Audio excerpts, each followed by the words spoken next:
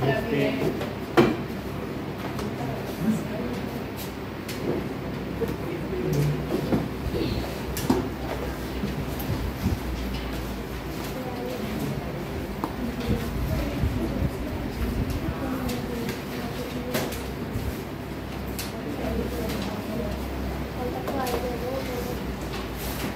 8 chapter 4 geography solution.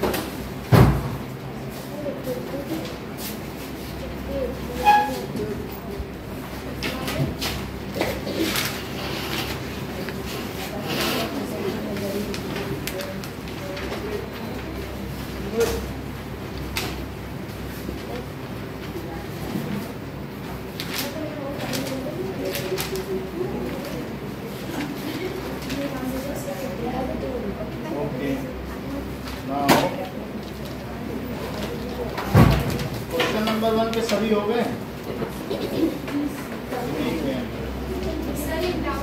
Plantation हो गया और क्वेश्चन का सर बोलो। सर चैप्टर 2 का जो क्वेश्चन नंबर 4 है उसमें उन्होंने ट्रू फॉल्स के साथ ये भी पूछा है, उसका रीजन देना है। और ये बताओ कि इसमें का जो फर्स्ट क्वेश्चन है उसका 4th पार्ट तक हुआ है कि 5th भी हो गया? ओके, अब सेकंड क्वेश्चन देखिए। Tick the correct answer. That is horticulture का क्या मतलब है? Okay, second question Anmol on है। सो सेकंड क्वेश्चन का फर्स्ट है that is growing fruits and vegetables. Second, golden fiber किसे कहेंगे? And leading producers of coffee. Brazil number 1 है ना? Third, give reasons.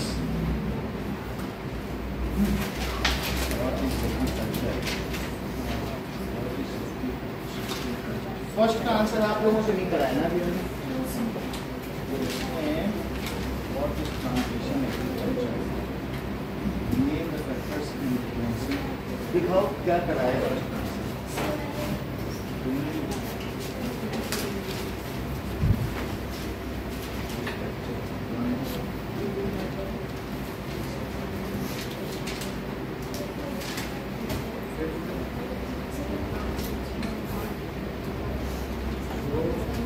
एंड 5 पहले करो, सेकंड थर्ड एक साथ कराएं।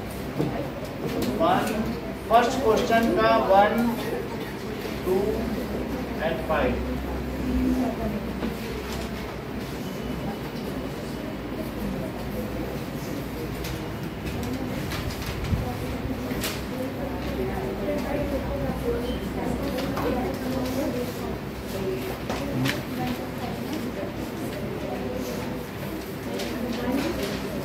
लिखा हुआ है ना एग्रीकल्चर।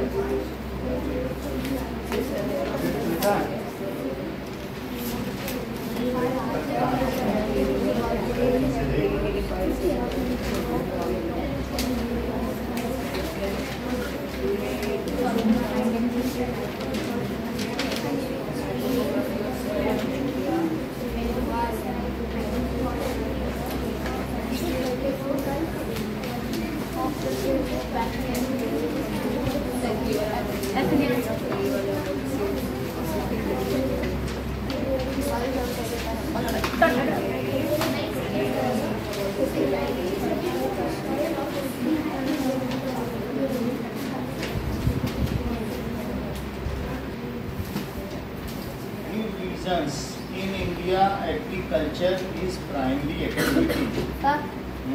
और क्या है?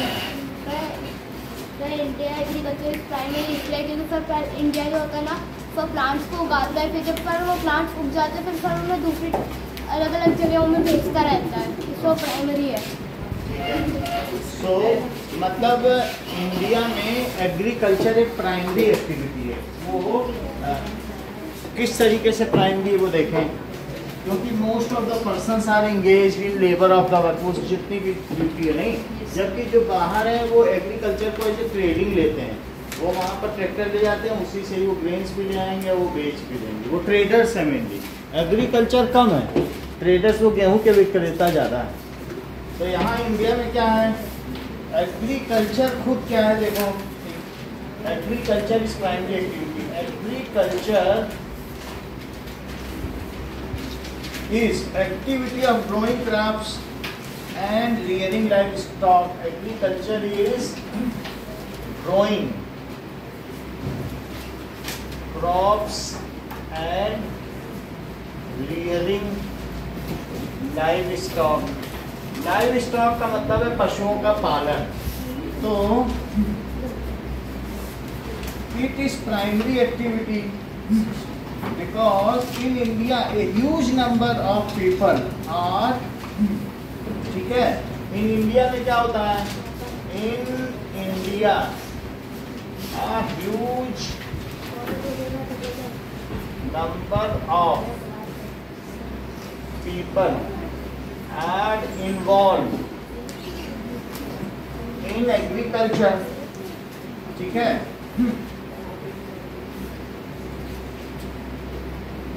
यहाँ कोई एक दो लोग नहीं इन्वॉल्व हैं, हर तरीके से फ्रॉम प्लोइंग टू हार्वेस्टिंग, मतलब हर काम में यहाँ बहुत लोग लगते हैं।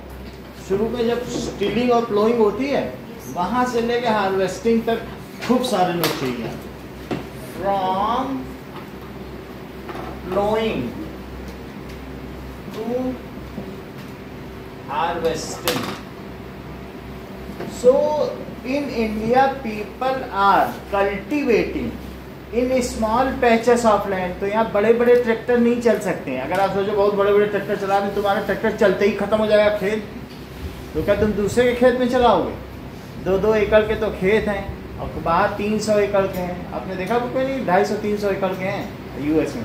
तो हम क्या करते हैं बताओ, we grow crops in small patches of land where modern tools and machines cannot be used, उसमें नहीं यूज किया जा सकता है। So we cultivate in, क्योंकि हमारे पिता के पास मान लो 100 एकड़ थे, उनके 4 बच्चे हुए तो 25 एकड़, फिर उनके 4 बच्चे थे तो 2 एकड़ बच गए। तो ऐसा विदेशों में तो बहुत सारे लोग तो शादी ही नहीं करते, करते नहीं है तो बच्चे नहीं पैदा करते हैं, बच्चे पैदा भी करते हैं तो एक करते हैं, अगर आधे की परमिशन हो तो वो आधा ही करते हैं। तो इस तरीके से भी कल्टीवेट इन स्मॉल, उनका खेत डिस्ट्रीब्यूट नहीं होता है क्योंकि उनकी मैरिज नहीं हो रही है, तो खेत डिस्ट्रीब्यूट नहीं होता। Small patches of land where जो advance tractors machines can not be used, advance machines can not be used. तो यही रीजन है कि ज़्यादा मैन पावर लगती है। तो मैन पावर हमने लिख दिया कि नहीं, huge number of peoples are involve. तो हमारा खेत में क्या है कि सबसे बड़ा फैक्टर है छोटी खेती है।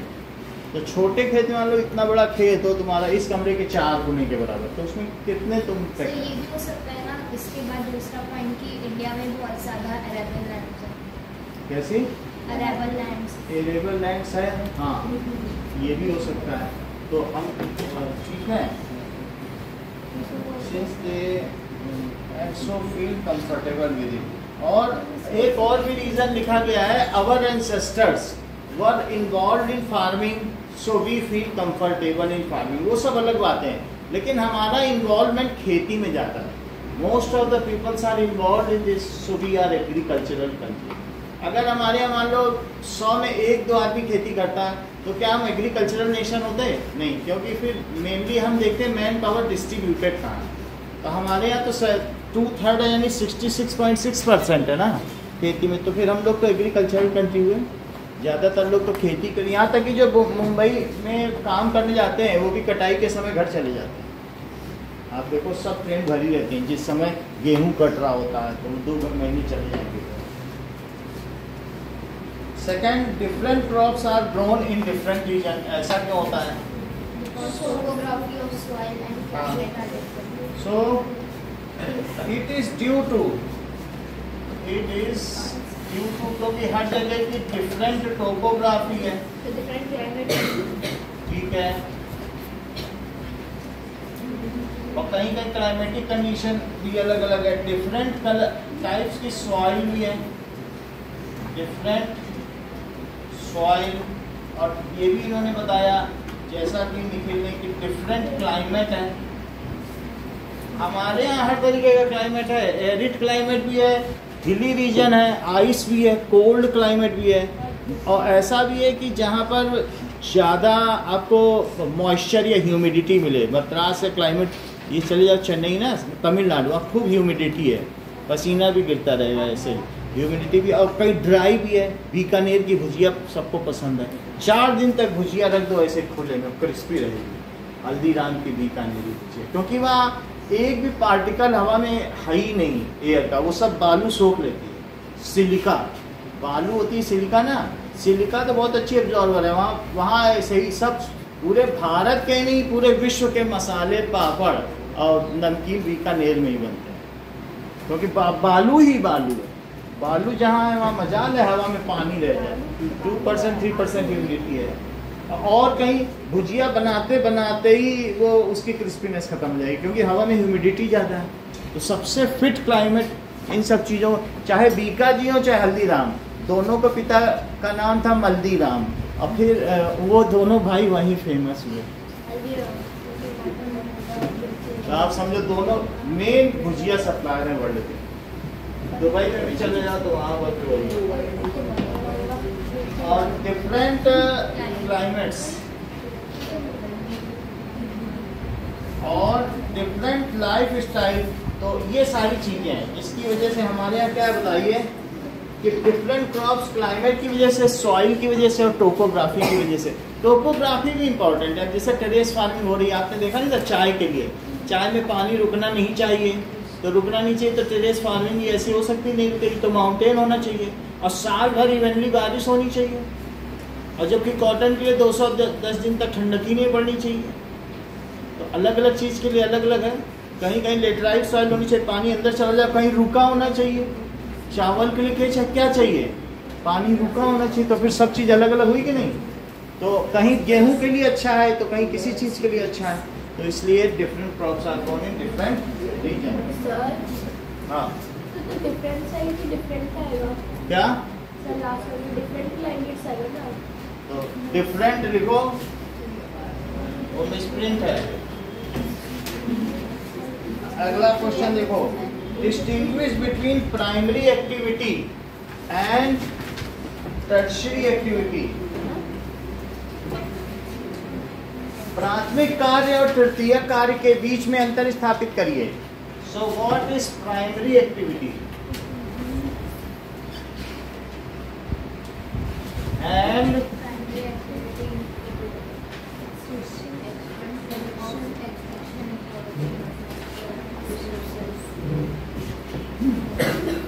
so activities which involve direct extraction and production of natural resources. So activities which involves extraction and production of, देखो प्रोडक्शन भी हो सकता है, एक्सट्रैक्शन। जैसे अगर तुम कुछ भी ना करो तो भी एक दो जगह एक दो सेब के पेड़ तो उग ही जाएंगे, तो वो भी नेचुरल रिसोर्स हुआ कि नहीं, प्रकृति ने दिया है। और कुछ और कर लो तो ज़्यादा सेब के पेड़ उग जाएंगे, एक दो तो कहीं जंगल में अमरूद के पेड़ भी दिख जाएंगे, तो नेचुरल रिसोर्स है कि नहीं, हम उसी को प्रोड्यूस कर रहे हैं। तो एक्सट्रैक्शन का मतलब क्या है, माइनिंग, और प्रोडक्शन का क्या मतलब है, कल्टीवेशन, एग्रीकल्चर, तो वो चीज़ होती है। तो ये प्राइमरी एक्टिविटी है, और ठीक है। और सेकंड है इसमें क्या है, activities which are connected with processing of natural. Secondary activity पूछा गया, tertiary. So the activities which are involved, बोलो Adya. Sir activity which are involved to support primary activity and secondary activity. Which support primary and Secondary activity.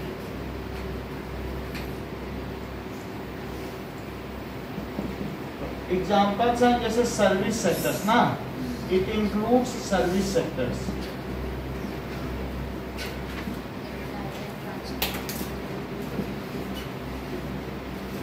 जैसे transport, Banking. Trade, advertising, सही है, insurance. Insurance कल किसने बताया था? Insurance, advertising, और भी कुछ आता है क्या? बैंकिंग, ट्रेडिंग, यही सब है। तो और इसमें कौन कौन से आ जाएंगे? Agriculture, fishing, forestry, poultry farming, animal husbandry, agriculture, poultry farming भी आ जाएगी, मुर्गी पालन,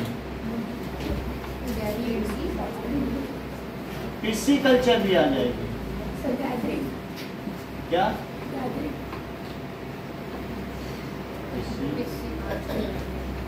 क्या चीज बोल रहे हो? लिखा तो इसमें भी, लेकिन होता क्या है? क्या सही तरीके से मैं देख लूँ एक बार क्या चीज है? गैदरिंग, क्या होता है गैदरिंग? तो क्या मतलब कुछ होता होगा, ऐसा नहीं इकट्ठा करना नहीं होता होगा। इस प्राइमरी और टेंथ में ये लोग अगर प्राइमरी जो होते हैं प्लांट्स को काटते हैं और जो टेरिटरी होते हैं वो उन्हें बना के बेचता है। What is gathering? How it is primary sector? Primary sector. Hunting and gathering. Sir, हमारा 16th chapter. What is gathering?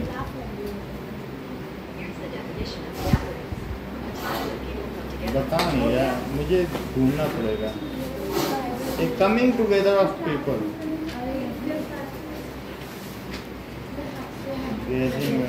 इसमें नहीं बता रहा, चलो हम देख के बताएंगे। कह coming together, gathering in geography, which gathers goods and resources for their subsistence. यही बात है। प्राइमरी एक्टिविटी का मतलब है कि a primary activity in which gatherers gather good and other resources from their sustenance. जैसे कहीं से wild fruits, edible plants, dry leaves, यानी फॉरेस्ट में से चीजें इकट्ठा करना, ये भी तो प्राइमरी एक्टिविटी है। Collecting things from forest, gathering ये लिखा। तो पिस्सीकल्चर, ऐसे बहुत से लोग हैं जो कलेक्ट करते हैं अपनी जीविका के लिए, नहीं?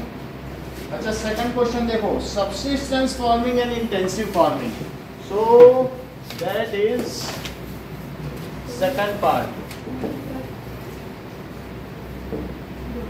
सबसिस्टेंस, अनमोल, सबसिस्टेंस फार्मिंग क्या होती है?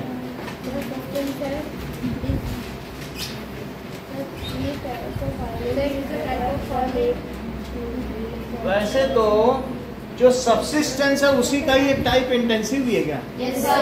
तो फिर इसको ऐसे इन्होंने क्यों दे दिया?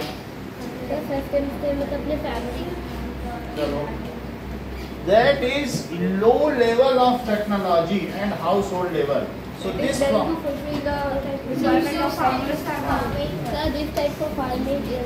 this type of farming, हाँ बोलो क्या कहते हैं?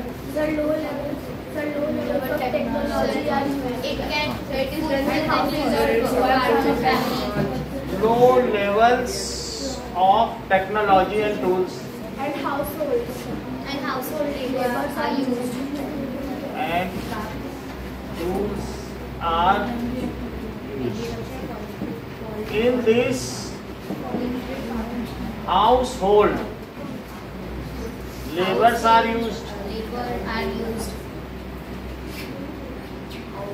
and agriculture is done to fulfill the needs of family. and agriculture is done to fulfill needs of family.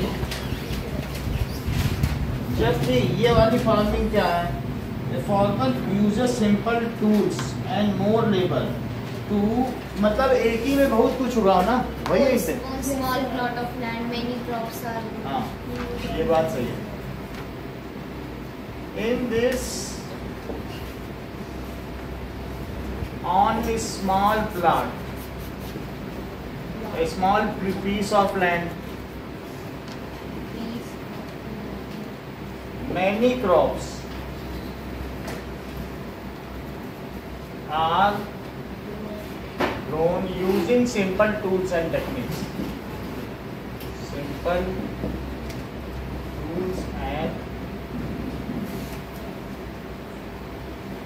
ठीक है, तो इससे क्या होगा? सर इसमें ज्यादा लेबर चाहिए होगी। ज्यादा लेबर इसमें क्या होगा? There is less chance of failure of crop. If one crop fails then other में सर्वाइव, तो उससे नुकसान की भरपाई हो सकती है। अगर मिक्स्ड क्रॉपिंग करेंगे एक तरीके से तो ये हो सकता है।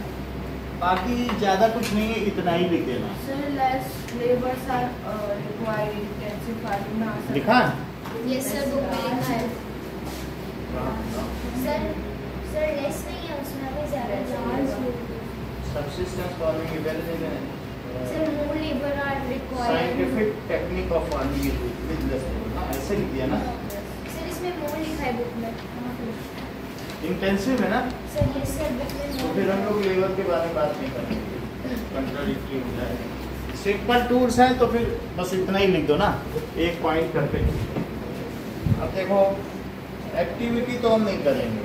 अब इसके बाद आप मुझे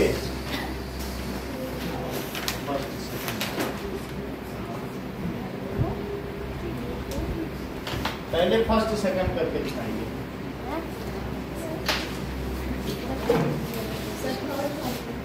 हाँ,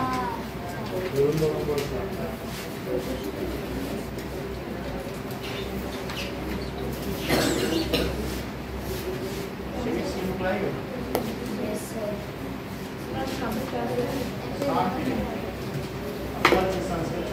सीरीज के कितने चैप्टर हैं? सर दो ठीक है।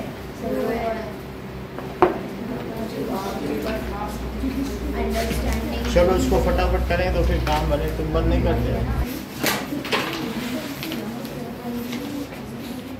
Why do we need a parliament?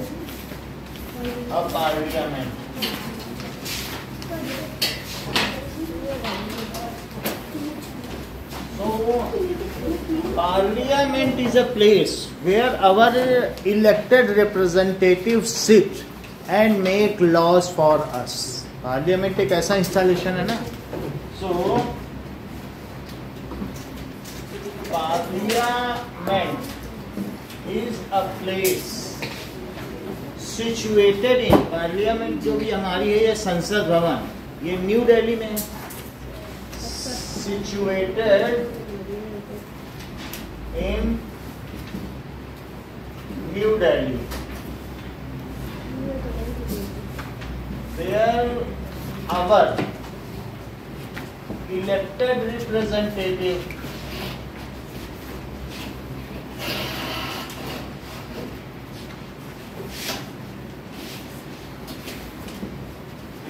sit, discuss issues, इतना ही नहीं, बैठते ही नहीं है, वे क्या करते हैं? रिलेटेड टू कंट्री, कि क्या हो रहा है, discuss issues related to country and make laws.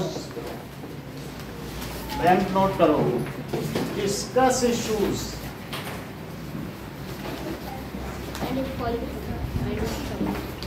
And find followers. ठीक है, मेक लॉज, तो वो लॉज बनाते हैं या पॉलिसी बनाते हैं इस तरीके से।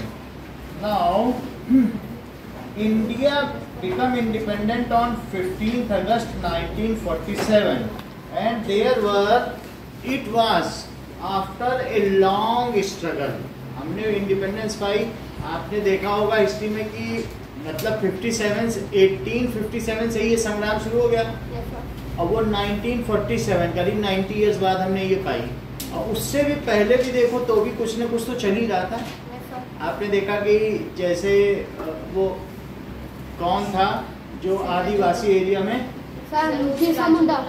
हाँ, तो उसके बाद से शुरू हो गया था बिरसा मुंडा। तो कुछ ना कुछ लोगों ने क्या किया, अपनी आज़ादी के लिए तो किया ही कि नहीं, फिर बाद में ये वर्ड कंट्री वाइड फैल गया 1840। फिर मंगल पांडे ने मार दिया था किसी को, ये भी हुआ था कि नहीं सारा।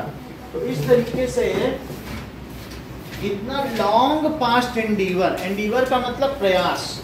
सो we got independence after long past endeavour.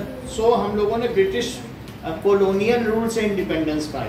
अगर कोई पूछे किससे इंडिपेंडेंस पाई, so people from various background they have struggled and they have a vision for a society which has same laws for all, which has equality for all। ऐसे laws बनाए जाने चाहिए कि नहीं।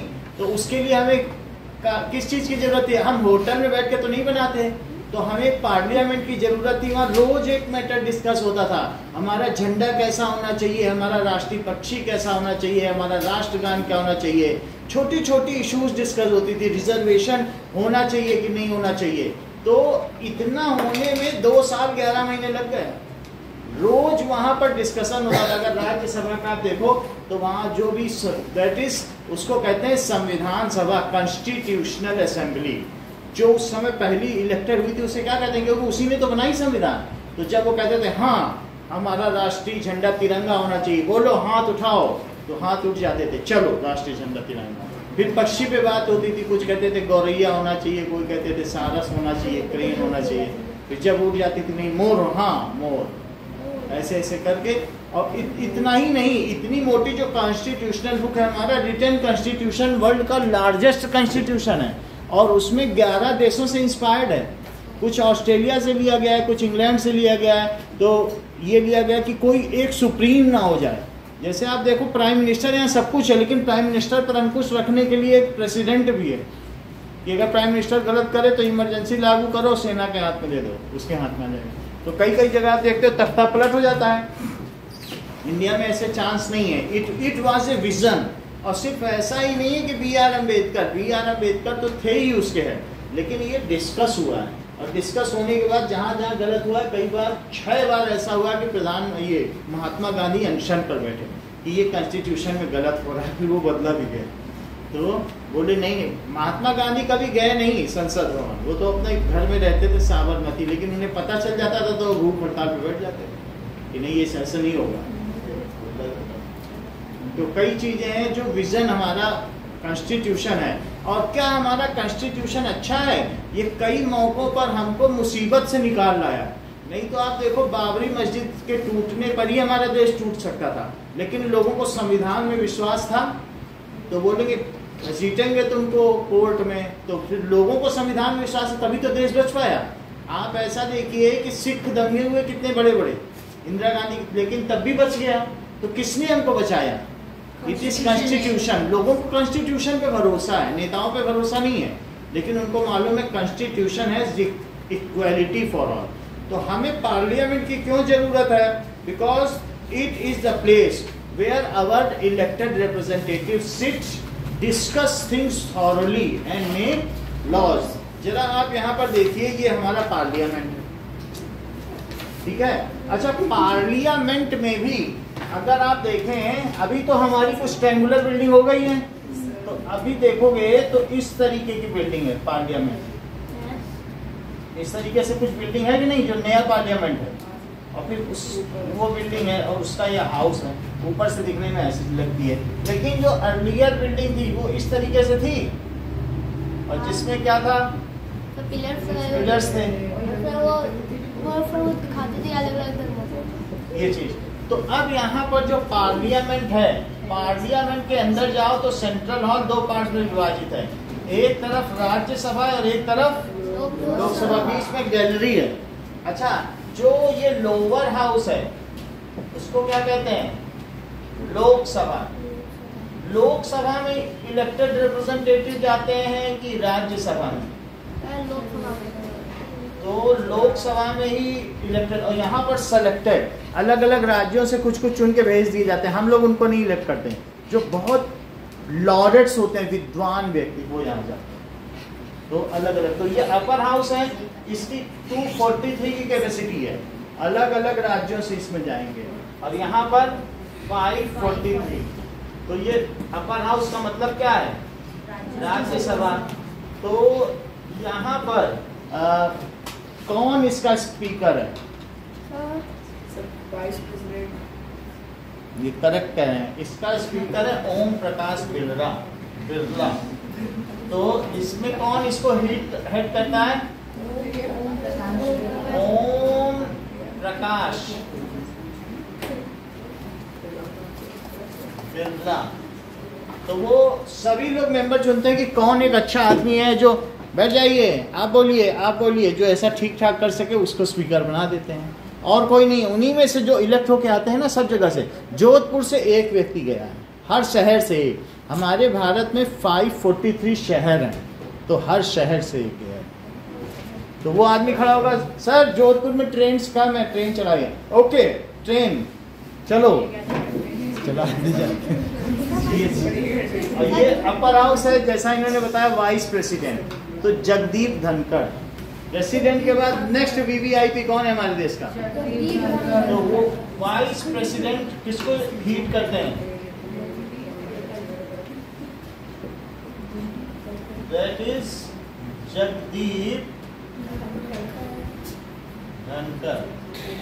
जगदीप धनखड़ यहाँ पर वाइस प्रेसिडेंट है, और स्पीकर यहाँ इसको चलाता है, जो कि ओम प्रकाश बिरला है।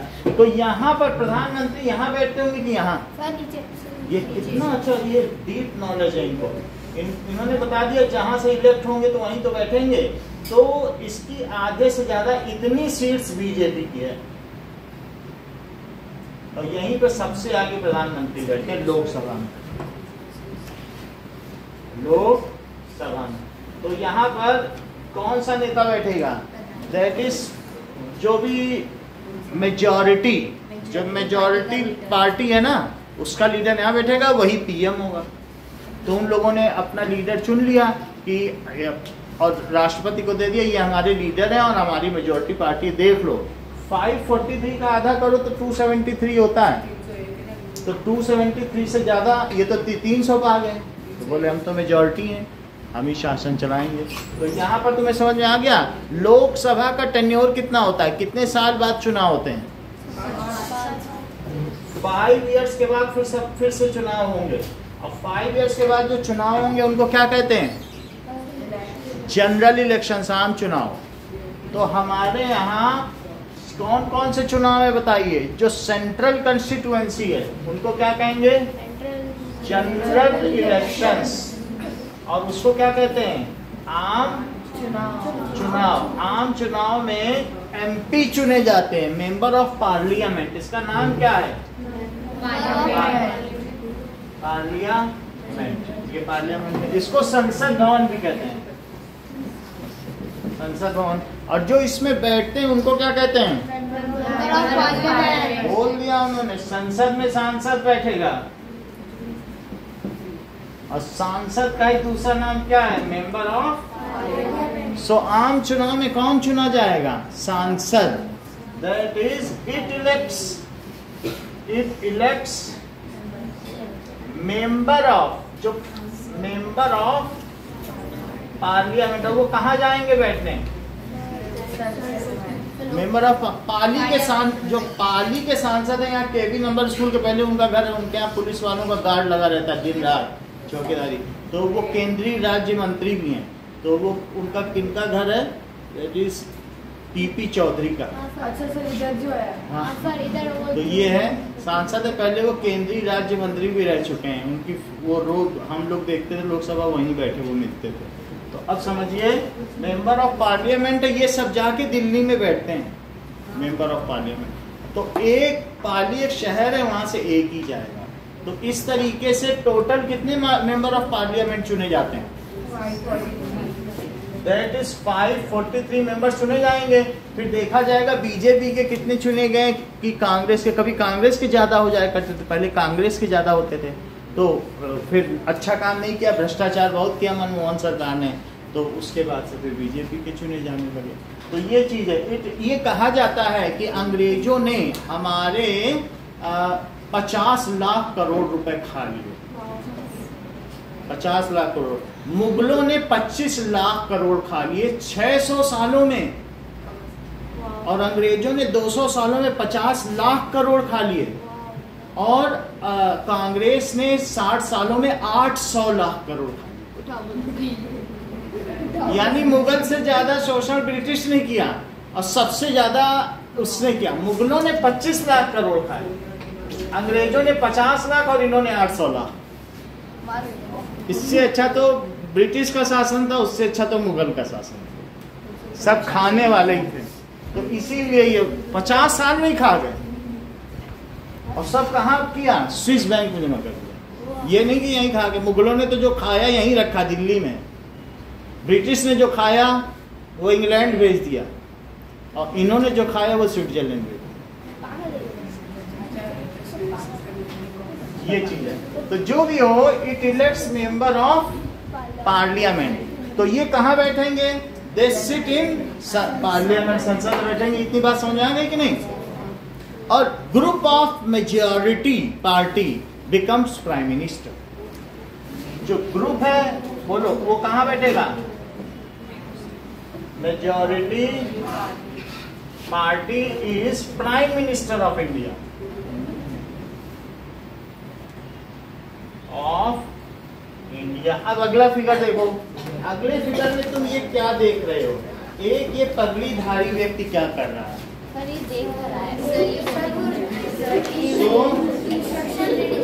Instruction. So an election reading instruction for using EVM. EVM machine आपने देखी है कि बटन दबाओ, अलग अलग बटन होते हैं, तो उसमें है नहीं, तो आपको देखना नहीं है, बस हम आपको चित्र ही दिखा देंगे। सो ये देखो कुछ चीजें देखो अलग अलग है। जैसे यहाँ पर देखते हैं गहलोत सरकार कोई अच्छा काम कर रही है राज्य में, राज्य की सरकार है ना मुख्यमंत्री, तो गहलोत अच्छा काम करे, केंद्र में मोदी को देते। तो जहाँ जो अच्छा काम करेगा हम लोग काम को देख के देंगे ना। यहाँ पर ही अच्छा काम कर रहे हैं, पहले वो सुंदरा राजे ने अच्छा काम नहीं किया, वो जरूरी नहीं है। हाँ, ये हमें देखना चाहिए कि काम कौन अच्छा कर रहा है, तब फिर उससे दे दिया करो कभी कभी। 18 ईयर से ऊपर वाले देते हैं। ठीक है,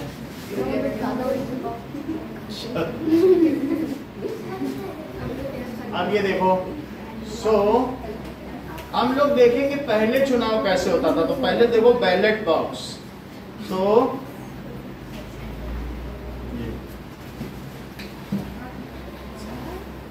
ballot box and ballot paper. पहले चुनाव कैसे होता था, पहले इस तरीके का बॉक्स होता था और उसमें लोग चुन डालते थे। अरे हमारे स्कूल में एक बार हुआ था। हाँ, मान लीजिए बैलेट बॉक्स होता था, मत पेटी। और ये देखो एक एक पेज सबको दे दिए जाते थे और उसमें ठप्पा लगता था। ये देखो, ये जो ऐसा निशान है ना, ये इलेक्शन कमीशन का चुनाव चिन्ह है। तुमको एक मोहर दी जाती थी, तुमको करना पड़ता था कांग्रेस में लगाना है, ऐसे लगा दिया तो उस पर निशान आ जाता था। फिर उसको मोड़ के उसी में जैसे गुल्लक नहीं होती है तो वो डाल दिया जाता था। हमारे स्कूल में हुआ था, हेड बॉय हेड गर्ल के होता है। ये देखो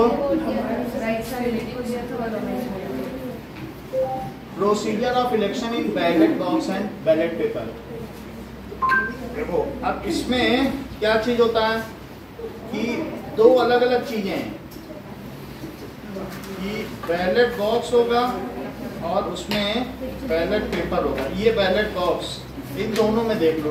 ईवीएम का जिन अभ्रह रहकर क्योंकि एक तरफ बीजेपी है जो हर विपक्ष के एकदम की राय को बदल दो। ये सब हमारी पार्टियां हैं। कांग्रेस, टीएमसी, ये सब क्या है? अब ये इलेक्शन कमीशन का बिल्डिंग है, ये देखो दिल्ली में है। तो निर्वाचन चुनाव आयोग आयोग, 2019 चुनाव की तैयारियों के मद्देनजर चुनाव आयोग ये कराने के तरीके केंद्र से एक थी इसमें कुछ बता नहीं रहा की बजाय पारदर्शिता पर ध्यान दिया जाना चाहिए। बीजेपी के मुताबिक राजनीतिक दल नाउ सर मशीन देखने में बैलेट पेपर और बैलेट बॉक्स देखो। अरे सर बैलेट तो देखा होगा। So ballot paper and ballot box, वो देखा हुआ है। बैलेट मशीन देखनी है। वो तो आप लोगों ने देख लिया होगा। हमें बैलेट मशीन देखनी है। ये सारे क्या हैं? ये देखो बैलेट बॉक्स हैं। बैलेट बॉक्स ऐसे होते हैं और इसी में डाला जाएगा और फिर सब एक जगह काउंटिंग की जगह पे जाएगा। ठीक है, ये बैलेट पेपर आप देख रहे हो, तो बैलेट पेपर में आपको मोहर लगानी होती है। ये देखो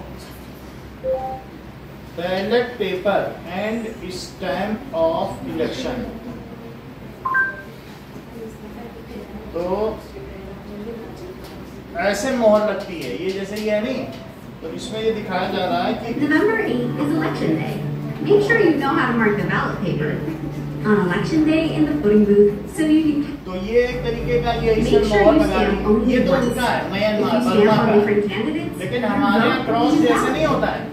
fold अभी the हमने ballot आपको दिखाया था paper कि and put it into the नहीं, ballot box. वैसा मोहर लगेगी। You will cast representative elections for who is eligible. अब देखो Triple box. Stay safe कुछ and चीजें remember अलग to से vote दिखा once रहे many हैं। times. ये देखो ballot paper, This is the definition of ballot paper, a slip of paper used to register a vote. ये चीज होती है। इसमें क्या चीज होगी? ये बैलेट पेपर है। इसमें आपको किसको वोट देना है उसका निशान होगा और उसका नाम होगा और फिर उसमें आपको क्या करना है? ठप्पा लगा के आना है। ठप्पा लगा देना है आगे इसके सैंपल यूज के लिए। आपको देना है कि बीजेपी को देना है कि कांग्रेस को, उसका कोई ना कोई साइन होगा और उसको आपको जिसको भी वोट देना है। तो ये बैलेट पेपर है। और सिंपल देख लो, दो चीजें अलग अलग हैं। ये आपने यहाँ पे देखी, ये क्या है बताओ? ये मशीन है क्या? तो इसमें बटन दबा दो तो रेड बटन इसके पहले वो दब जाएगा कि हाँ आपने दे दिया। और इसके आगे वीवीपैट है। वीवीपैट क्या होता है? एक पर्ची निकलेगी इसमें से कि आपने किसको वोट दिया।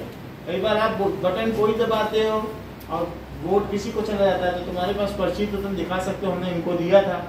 पूरे शहर के लोग इकट्ठे हो जाएं कि हमने इनको दिया था, कैसे वो जीत गया। तो समझ में आया? तो अब आजकल एक फीडिंग है। ये क्या है बताओ? EVM machine, electronic voting machine. इसमें पेपरलेस हो गया है। भारत में नहीं तो पेपर कितने पेड़ काटे जाते थे, हजारों पेड़ काटे जाते थे हर इलेक्शन में, लेकिन क्या उन सबकी बचत हो गई ईवीएम से?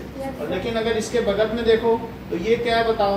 पहले इसमें मोहर लगती थी, जैसे स्टैंप होता है ना तुम लोग यूज करते हो, तो वो इलेक्शन कमीशन का स्टैंप है कि किस में लगना है। तो दोनों में फर्क है। ये देखो ये क्या है बताइए? Electronic voting machine. जब ये दबाएगा तो रेड बटन दब जाएगा बस। और नोटा का क्या मतलब होता है? कि किसी को भी वोट नहीं देना, तो कोई कैंडिडेट फिट नहीं है, उसको नोटा कहते हैं।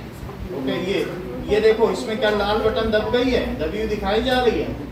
तो जब ऐसे दबा दोगे तो चाय की प्याली को वोट मिल जाएगा कि फिर आपको चाय मिलेगी पीने के लिए। तो इस तरीके से ना। तो ईवीएम मशीन में क्या होता था? ये ऐसा करने से देखो क्या लिखा है, जब से हमने ईवीएम मशीन में स्विच ओवर किया है 1,50,000 पेड़ कटने बंद हो गए। पढ़ो। तो क्या हमने पर्यावरण को बचा लिया है? So by switching over to this technique we have saved. अब आगे देखिए, पीपल एंड देयर रिप्रेजेंटेटिव। ये इसमें आप देखो कि the photo shows the election staff using an elephant. यहाँ पर जो असम के क्षेत्र हैं, अगर कंस्टिट्यूएंसी, ये पोलिंग बूथ क्या होता है बताओ?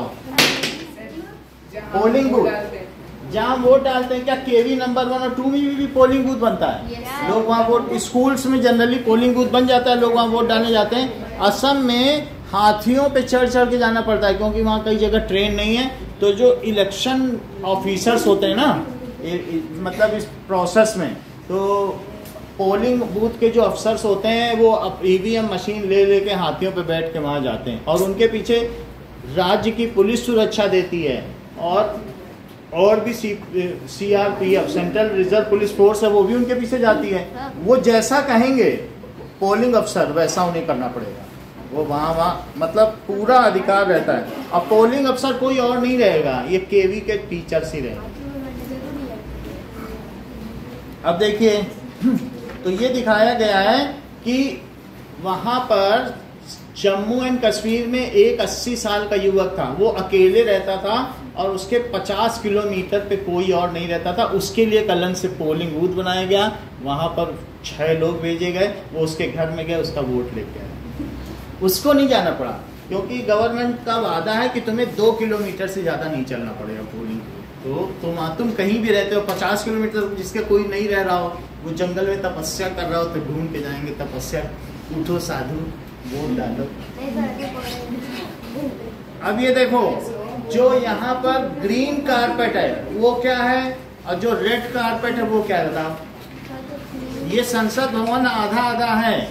ये इसमें लोकसभा पहचानो और राज्यसभा। लोकसभा ये है, राज्यसभा। रेड कारपेट कहाँ है? और ग्रीन कारपेट तो आप देख लें यहाँ पर कि ये देखो लोकसभा, तो लोकसभा देख लीजिए प्रोसीडिंग। तो यहाँ पर ये ग्रीन कारपेट होगी और उसमें इस तरीके से काम चल रहा है। ये देखो ये संसद भवन है, ये नया भवन है, न्यू बिल्डिंग है, ये वर्ल्ड की सबसे अच्छी बिल्डिंग है, ये लोकसभा है। यहाँ ग्रीन कारपेट है।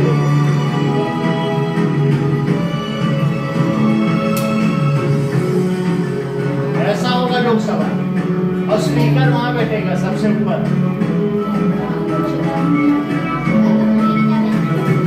चारों तरफ लोग बैठे है ग्रीन।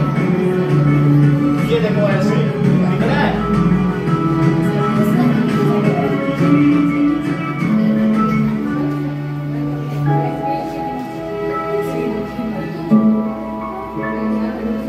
ऐसा होगा और यही रेड कारपेट हो जाए तो क्या हो जाएगा? राज्यसभा। तो ये लोकसभा के बारे में दिखाया गया। अब जरा राज्यसभा भी देख लें। Rajya Sabha According to Wikipedia, the Rajya Sabha, constitutionally the Council of States, is the upper house of the bicameral Parliament of India. तो राज्यसभा में सब कुछ रेड है और यहाँ कौन बैठा होगा? Vice president Jagdeep Dhankhar. ये चीज है। तो ये थोड़ी पुरानी हो गई थी, पंखे भी धीरे धीरे चलने लगे थे, तो फिर नई बिल्डिंग बनानी पड़ी। आगे देखो रोल ऑफ पार्लियामेंट पे आओ। रोल ऑफ पार्लियामेंट में क्या कहा गया है कि यहाँ पर parliament is an expression of the faith that the people have in the principle of democracy. Parliament क्या करता है कि लोगों का विश्वास है डेमोक्रेसी में, फेथ है, तो पार्लियामेंट उसको और मजबूत करता है because the decision made are for the welfare of people. तो उससे और बढ़ता चला जाएगा। अगर तुम उनके विरुद्ध बनाओगे तो कोई तुम्हें वोट देगा? नहीं देगा। तो इसलिए पूरे वर्ल्ड में 30% पीपल ही डेमोक्रेसी के अंडर में है, उसमें से 17% इंडियंस हैं। आप समझो आप कितने किस्मत वाले हो। पूरे वर्ल्ड की ज़्यादातर पॉपुलेशन जो है अभी भी रॉयल में, इंपीरियल रूल में चल रही है, उनको फुल डेमोक्रेसी नहीं है। लेकिन इंडिया में फुल डेमोक्रेसी है और ना मानो तो जाके चौराहे पे मोदी को गाली दे के आओ, कोई कुछ नहीं बोल सकता।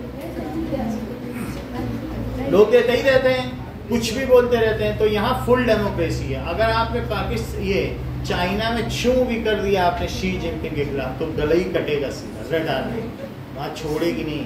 लेकिन यहाँ पर हमको मिला था एक हजरत निजामुद्दीन ने, उसने बोला कि हम कुछ बोल नहीं सकते, जो गवर्नमेंट ने कह दिया वही है, हम कुछ भी नहीं कह सकते। हमको कोई भी डेमोक्रेटिक राइट्स नहीं है।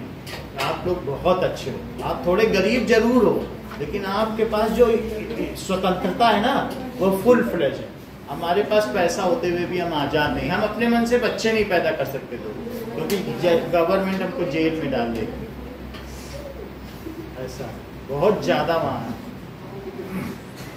तो अब जब उसने पहले बोला, पहले चाइना ने कहा बहुत पॉपुलेशन है, एक बच्चे पैदा करो, तो लोग वहाँ पे बोलने लगे नहीं हम लड़की नहीं पैदा करेंगे, लड़के पैदा करेंगे। तो बॉयज पैदा करने लगे, सबको अपना वंश चलाना था, क्योंकि लड़की चली जाएगी तो बूढ़े बूढ़ी का कौन खर्च करे, देखभाल करेगा, ऐसा उनका सोचना था।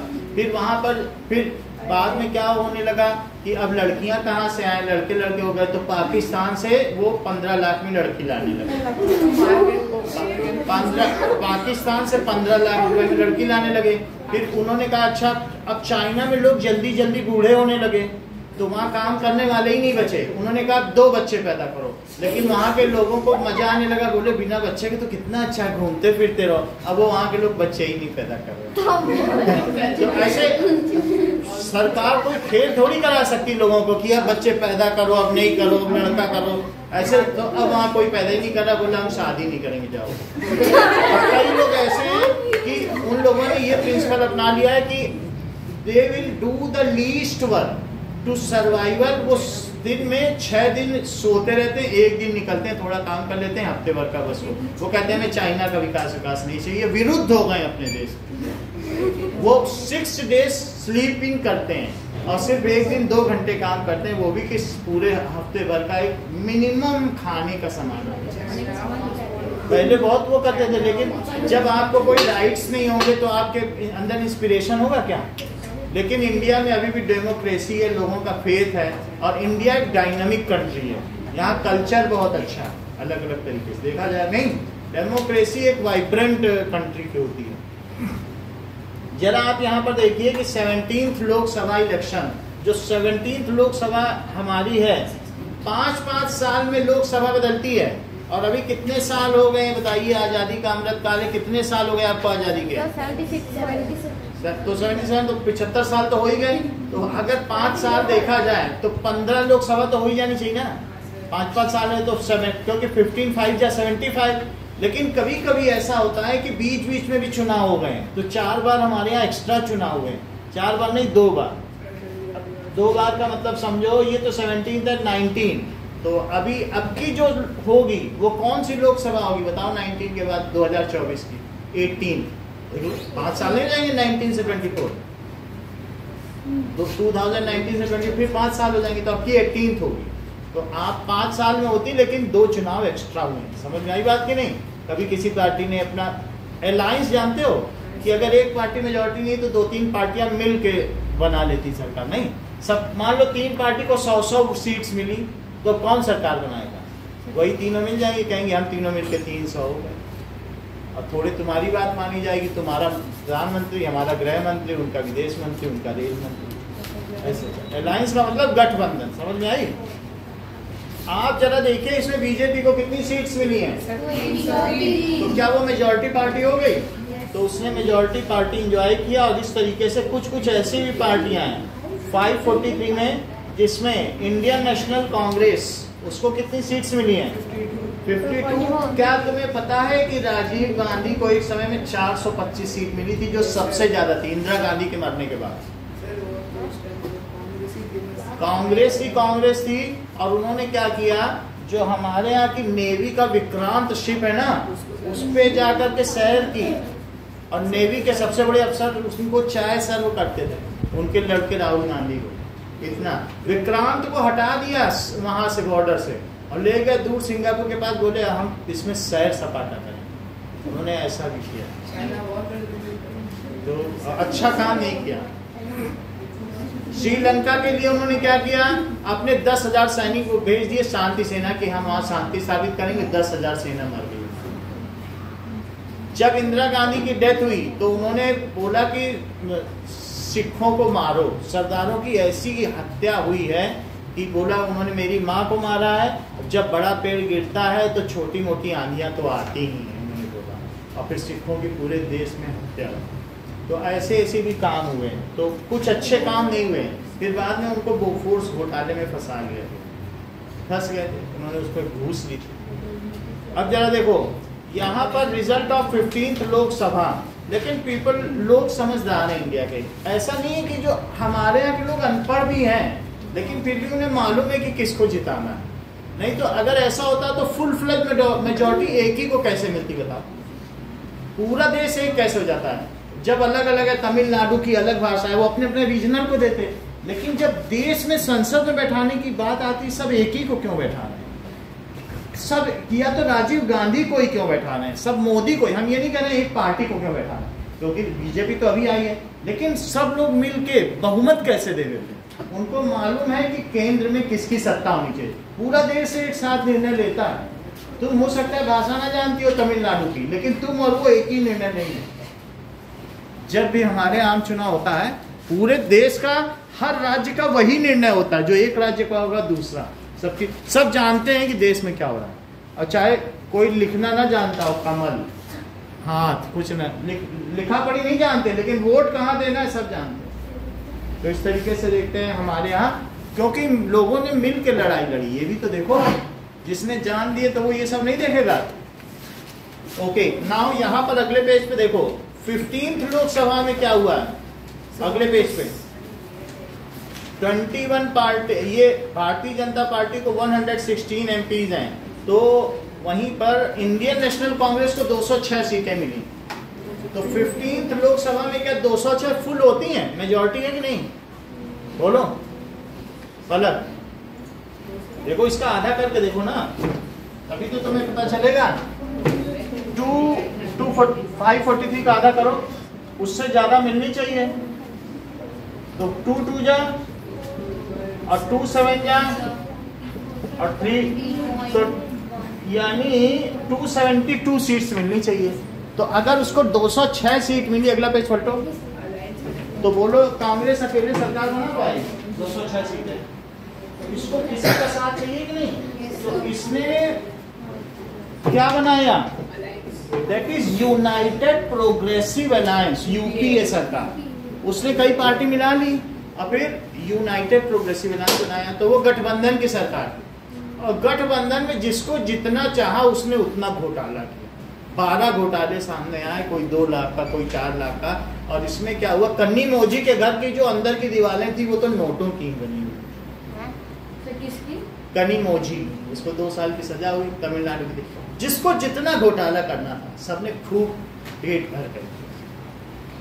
तो सबसे ज्यादा मनमोहन सरकार के समय में घोटाला हुआ। तो आप ये देखिए स्टेट पार्टीज को क्या क्या सीट्स मिली। To select the national government, बताओ जो ये आम चुनाव होते हैं इसमें क्या होता है? क्या नेशनल गवर्नमेंट होती है, राष्ट्र की सरकार सेलेक्ट होती है? और ये बताओ असेंबली इलेक्शंस में क्या होता है? स्टेट गवर्नमेंट, जैसे गहलोत की सरकार ये अभी होने जा रहा है दिसंबर में, तो वो असेंबली इलेक्शंस है।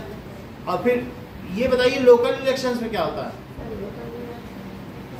सरपंच, पार्षद, यहाँ पे जो नहीं चुने जाते हैं तो वो सब चुने जाते हैं कि एक वार्ड मेंबर्स नहीं चुने जाते हैं, 4 गलियों के एक, तो ऐसे ये सब चुने जाते हैं। तो हम यहाँ देखते हैं कि ये हमारी नेशनल गवर्नमेंट के लिए कौन से चुनाव होते हैं? देश के प्रधानमंत्री के लिए और सांसदों के लिए, बोलो जनरल इलेक्शंस। और ये जो सीएम के लिए कौन से होते हैं? Assembly elections. और बोलो जो सरपंच और पार्षद हैं उनके लिए लोकल इलेक्शंस। कौन से 3 इलेक्शंस होते हैं? असेंबली इलेक्शन में क्या होता है? जो स्टेट में होते हैं वो क्या कहलाते हैं? MLA, इनको MP कहते हैं। और जो स्टेट में होंगे तो ये हो गया सेंटर के लिए। ये किसके लिए? सेंटर। अब बोलो स्टेट में क्या होगा? उसको कहेंगे असेंबली इलेक्शन। इसको कहते हैं आम चुनाव, इसको कहते हैं विधानसभा चुनाव। विधानसभा चुनाव। अच्छा ये बताओ क्या यहाँ पर भी एक गोल ही रहेगा जहाँ सीएम बैठेगा? बोलो। तो इसमें भी एक ये लोअर हाउस होगा, एक अपर हाउस होगा। लोअर हाउस का क्या नाम है जहाँ पे सीएम बैठते हैं? बोलो। ये ठीक बता रहे हैं। विधानसभा और विधान परिषद, सिर्फ आयुषी ने ठीक बताया। विधान सभा, विधान जैसे लोकसभा है तो ये मेंबर ऑफ लेजिस्लेटिव असेंबली, और विधान परिषद का क्या मतलब है? परिषद। यहाँ पर भी बहुत विद्वान लोग बैठेंगे, मेंबर ऑफ लेजिस्लेटिव काउंसिल, और इसे क्या कहेंगे? Member of legislative assembly. ये सब एमएलए चुन के जाएंगे, पूरे जोधपुर में 24 एमएलए चुन के जाएंगे, और जोधपुर से जो एक चुन के जाएगा वो कहाँ बैठेगा? पार्लियामेंट में। और जो 24 चुन के जाएंगे वो कहाँ बैठेंगे? विधानसभा। कहाँ है विधानसभा यहाँ पे? ये ठीक बता रहे हैं, जयपुर। ध्यान दिया करो, जो बगल वाला बोल रहा है जयपुर। तो जो देश की राजधानी होती है ना, वही होता है कि नहीं? तो बोलो जो एमएलए चुन के जाएंगे वो कहाँ बैठेंगे? और जो एमपी चुन के जाएंगे वो कहाँ बैठेंगे? दिल्ली। और जो पार्षद चुन के जाएंगे, यहाँ लोकल इलेक्शंस हैं, वो सोजती गेट के पीछे म्यूनिसिपल कॉर्पोरेशन, और उनके अंडर में झाड़ू वाले रहते हैं जो यहाँ झाड़ू लगा। तो विधान इसका फुल फॉर्म बताओ एमएलसी। काउंसिल का मतलब ही परिषद है, और ये विधानसभा। और यहाँ जो बहुत मतलब मेजॉरिटी ग्रुप है उसका सीएम होगा, यहाँ बैठेगा। समझ में आया? और वहाँ कौन बैठता है? जो मेजॉरिटी है, तो यहाँ पे कौन बैठेगा? डीएम। और ये असेंबली इलेक्शंस हो गए, इसमें एमएलए चुने जाएंगे, और साथ में उनका जो नेता होगा वो चीफ मिनिस्टर होगा। क्या? और लोकल इलेक्शंस में क्या होंगे? आम चुनाव। इसको थर्ड टियर गवर्नमेंट कहते हैं। तो हमारे यहाँ फेडरल स्ट्रक्चर 3 टियर का है, फेडरल गवर्नमेंट। तो इसमें इसको कहते हैं लोकल इलेक्शंस। गांव में सरपंच चुना जाएगा, और बोलो शहरों में पार्षद चुना जाएगा। तो शहरों में पार्षद चुना जाएगा। पहले विद्यार्थी में काम करता था, एक केबल ऑपरेटर था, वो यहाँ का पार्षद चुन लिया गया। उसको 5 करोड़ रुपए मिले हैं। नेगी नहीं है उसका, और कोई नाम है। तो केबल ठीक करता था। अब वो इस समय उसने जैसे ही 5 करोड़ रुपए मिले कि अपने क्षेत्र का विकास कर, उसने 2.5 करोड़ रुपए का कर। 5 करोड़ कैसे ये उसने अपने नाम से एक चैनल भी चला लिया, वर्धमान कॉलोनी। उसमें यही बीच में ये खड़ा होगा। तो ये केबल टीवी ऑपरेटर है, तो इस चैनल चलाता है, सब लोग उसको पसंद करते हैं। किसी के घर में नाला भर गया है तो उसको ठीक करा देता है। केबल का इसका नाम है भाटी। तो सरपंच और पार्षद हैं, कुछ भी बोलो कि बाहर की लाइट नहीं जल रही, तो वो तो नगर महापालिका उसके अंडर में ही है। हाँ ठीक है, भेज देते हैं। तो सब लोग उसे वोट दे देते हैं। कुछ भी हो जाए उसको बस फोन कर देते हैं। उसके बेटे नहीं है तो उसने 2 कुत्ता काट लिया। अरे वाह। अब इसके आगे हम लोग कल करेंगे।